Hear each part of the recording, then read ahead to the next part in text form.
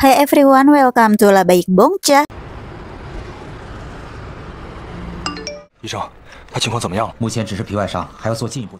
Drama Cina ini berfokus pada bromance antara mantan prajurit pasukan khusus yaitu Guoyang dan petugas narkotika bernama Zhang Chen. Buat menjatuhkan organisasi penyelundupan narkoba, Zhang Chen sengaja mendekati Guoyang dan memintanya menjadi rekannya. Satu-satunya tujuan Zhang Chen sebenarnya adalah menangkap bos narkoba yang disebut Raja Racun. Tepat ketika persahabatan mereka ini semakin kuat, Raja Racun menculik ibunya Zhang Chen dan mengancam untuk membunuhnya. Dalam misi menyelamatkan ibunya itulah Zhang Chen terluka di bagian kepala sehingga dia tidak sadarkan diri. Yang memukulnya ternyata seorang wanita bernama Safika. Nah, Safika ini adalah anak buahnya si Raja Racun. Dan dia ini sengaja membuatnya pingsan alih-alih menembaknya karena nggak mau dia ditembak sama si Raja Racun sendiri. Akhirnya Safika sengaja membuat si Zhang Chen ini pingsan. Goyang akhirnya datang menyelamatkan Zhang Chen dan membopong rekannya itu untuk segera diselamatkan atas perintah Safika yang masih menodongkan pistol. Waktu sampai di rumah sakit, Goyang langsung mencari dokter karena takutnya luka di kepala Zhang Chen ini mengalami infeksi. Sambil menjaga Zhang Chen di kamar rawatnya, Goyang masih sibuk sama urusan kepolisian yang sangat rumit. Hampir nggak ada waktu buat dirinya sendiri istirahat. Sekarang dia sedang mengobrol dengan seseorang melalui ponselnya. Lalu beberapa saat kemudian, Goyang ini harus pergi dari kamarnya Zhang Chen karena suatu urusan. Nah, besok paginya Zhang Chen mulai menunjukkan tanda-tanda bakalan siuman. Dia berusaha duduk dan merasakan sakit di kepalanya. Dia baru sadar kalau dia ada di rumah sakit dan sangat terkejut kenapa dia ada di sana. Perawat pun menjelaskan kalau dia mengalami cedera kepala dan gagar otak ringan sehingga butuh observasi yang lebih lanjut. Zhang Chen gak bisa tenang sama sekali karena ibunya itu masih diculik sama Raja Racun. Dia minta seorang petugas yang berjaga di pintu untuk menghubungi seorang kapten kepolisian dan juga Goyang. Mereka pun akhirnya berdiskusi soal di mana Raja Racun kira-kira menyembunyikan ibunya.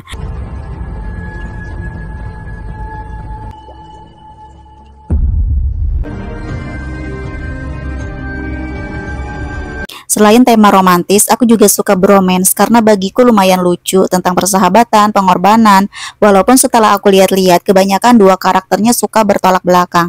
Misal yang satu tengil, yang satu pendiam, atau yang satunya dewasa, yang satunya kekanakan. Dan ini yang paling sering aku temuin sih. Selain tema sekolahan, tema misteri juga sering dipakai buat drama bromance. Untuk sinopsis yang mau aku bahas kali ini, aku pernah posting di channel Labaik Bora. Ceritanya soal seorang dokter forensik bernama Dayu dan seorang detektif bernama Zheng Ming. Mereka ini bekerja sama untuk menyelesaikan kejahatan yang melibatkan kasus kehilangan misterius, kematian misterius, dan jaringan perdagangan organ. Dayu ini mukanya kalem pakai kacamata, tapi agak keras kepala. Sedangkan Zheng Ming ini mukanya galak banget, tapi lumayan perhatian sih. Tapi ya caranya gitu. Suatu siang yang cerah, Dayu ini lagi berdiri di pinggir sungai. Kemudian seorang pekerja wanita berdiri nggak jauh dari sana. Tiba-tiba wanita itu menangis dan langsung melompat ke sungai mau mengakhiri hidup. Dayu yang ada di sana ikut melompat ke air untuk menyelamatkan wanita tersebut karena ya salah satu tugas dia kan seorang dokter polisi. Perlahan-lahan Dayu membawa tubuh wanita itu ke tepian dan udah ada banyak orang juga yang membantu dan mengulurkan tangan untuk mereka. Anehnya nih ketika Dayu mau mengambil uluran tangan seorang bapak-bapak, kepalanya nggak fokus dan tiba-tiba pusing. Malah yang datang adalah bayangan orang lain yang muncul pakai baju hitam. Mungkin salah satu korbannya atau enggak salah satu orang yang hilang. Kemudian itu membuat Dayu tenggelam. Dalam mimpi Dayu ketemu lagi sama orang yang berbaju hitam. Entah siapa, tapi sepertinya orang itu menghilang secara misterius atau bisa juga meninggal secara misterius. Ingat, dia ini adalah dokter forensik, jadi wajar aja kalau pernah didatangi korbannya dalam mimpi kalau kasusnya belum terungkap. Setelah mereka ngobrol sebentar, orang itu langsung pamit pergi. Kemudian kepalanya Dayu kesakitan lagi. Lalu adegan pindah ke kamar perawatan di mana Dayu masih terbaring. Mimpi tersebut langsung membangunkan Dayu dari pingsannya. Dia melihat sekeliling dan di sampingnya ada wanita yang tadi aja dia tolong. Dayu bertanya gimana kondisi wanita itu dan si wanita bilang kalau dia nggak apa-apa. Tapi Dayu sempat melihat lututnya memar. Drama ini sebenarnya udah tamat dan kalian bisa nonton di iQIYI.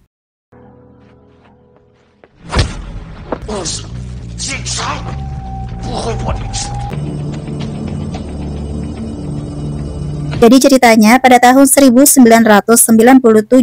di Cina belum ada Biro Pengawasan Narkotika.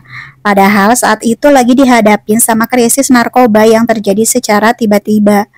Karena itulah maka tim elit darurat pada berkumpul buat mengatasi hal tersebut. Johnny Huang berperan sebagai Kapten Zheng Bei, sedangkan Wang Ziki sebagai Yiran yang bisa meramu obat.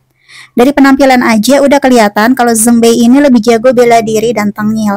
Sedangkan Yiran pakai kacamata, otomatis dia tipe yang pinter. Suatu malam Yiran ini kepalanya dipukul, kemudian dia diculik sama geng narkoba dengan tujuan supaya Yiran mau membuat obat narkoba. Kemudian obat itu bisa mereka jual. Yiran jadi heran gimana bisa mereka ini sangat yakin kalau dia mau melakukan itu.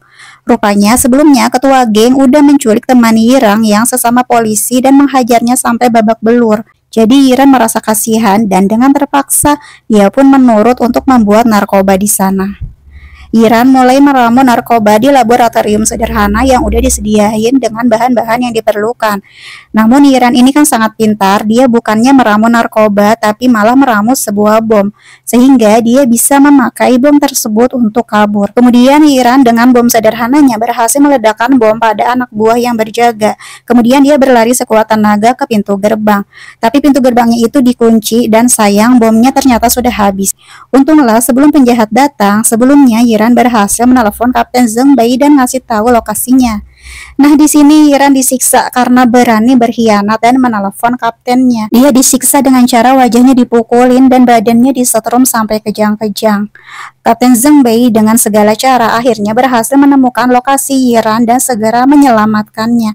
Namun Yiran ini udah lemes duluan dan pingsan. Akhirnya Kapten Zheng Bei menggendong Yiran yang sudah pingsan dengan cara ala-ala pengantin dan minta teman-temannya membawa Yiran ke rumah sakit. Ternyata di drama ini bertabur cowok-cowok ganteng. Berkisah soal Hiroshi, seorang pemuda urakan yang suka berkelahi. Suatu hari seorang komandan dari pasukan bela diri terkejut sama kemampuan bela dirinya dan mengajak Hiroshi masuk dalam pasukan bela diri. Di militer, tiap orang akan diberi partner. Nah, partnernya Hiroshi ini adalah pria yang usianya lebih muda bernama Baba. Baba punya passion di bidang musik dan akan ikut audisi untuk masuk ke divisi musik. Tapi ketika hari audisi, Baba tiba-tiba menghilang. Hiroshi terkejut karena Baba juga tidak pulang ke asrama. Kemudian seseorang ngasih tahu bahwa Baba sempat ikut acara kencan buta. Namun setelah dicek, gadis bernama Aosan malah mempermainkan Baba dan menjadikannya taruhan tepat sebelum audisi berlangsung. Hiroshi yang cemas pergi ke rumah Baba dan menemukan Baba pingsan. Di sampingnya berserakan botol bir dan juga obat-obatan tidur. Ternyata Baba berusaha untuk mengakhiri hidupnya karena stres. Sekarang Baba sudah aman, sudah ditangani dokter dan lagi tidur. Orang tuanya menangis waktu melihat Baba tidak berdaya, apalagi alasan dibalik itu. Mama membelai wajah Baba dan bertanya kenapa anaknya melakukan hal ini. Info soal percobaan bunuh diri Baba langsung tersebar ke militer.